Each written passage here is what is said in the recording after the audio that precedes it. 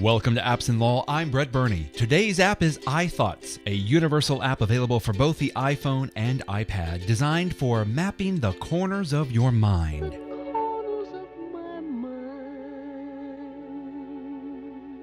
A mind map is a powerful visual tool for comprehending the relationships between ideas and topics. It usually starts with a central topic and then has multiple subtopics branching off everywhere. It's a fantastic way to do a brain dump of all the thoughts, ideas, impressions, strategies, and assessments that are floating around in your head. Some people work better with a static, linear outline of bullet points, but Craig Scott, the developer of iThoughts, explains that a mind map is a bulleted list for those people who have a more visual predisposition. Craig is the one-man development team for iThoughts based in the UK. The company is called Toketaware. Toketa being the judo term meaning break free, as in break free from the bounds of a typical traditional outline, I think. Craig first developed iThoughts in June 2008, originally for the iOS, but shipped a Mac version in 2013 and more recently a Windows version in February 2017. iThoughts is a delightful brainstorming machine. I can just spew out all the thoughts rolling around in my head until I start to see the big picture,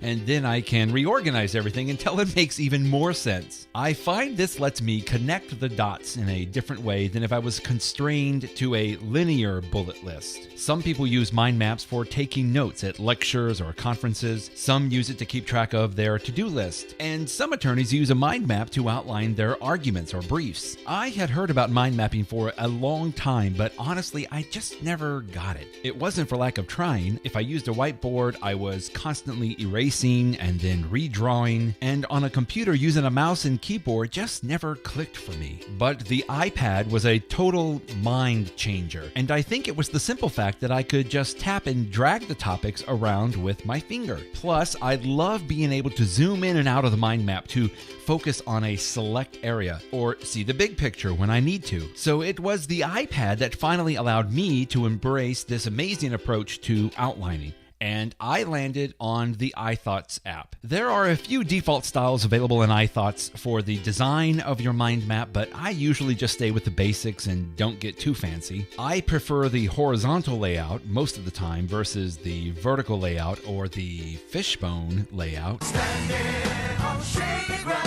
I start with a central thought or topic right in the middle, and frankly, I just start dumping out all my thoughts. I find it's best to use an external keyboard with iThoughts because I can type fairly fast, and the keyboard shortcuts let me get ideas down quicker. You can hold down the command button on your external keyboard to see a list of the keyboard shortcuts.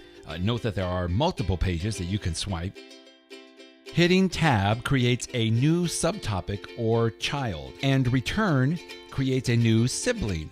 You actually hit Return the first time to end the text edit mode, and then the second time creates the sibling topic. If you have an empty box or you need to edit the text of a box, just double tap the box to get a cursor. And now here's the brilliant part.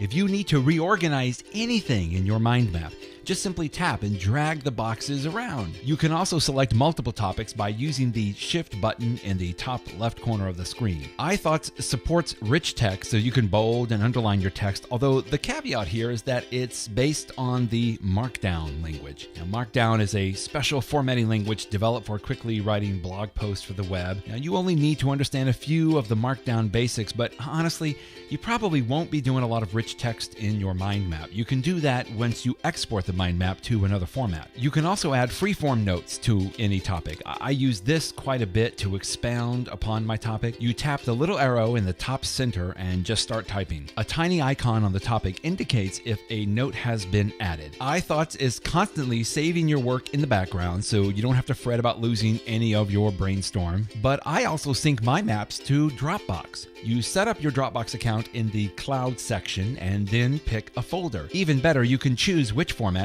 you want to sync. If you use iThoughts on your Mac or Windows computer, then definitely select the ITMZ format.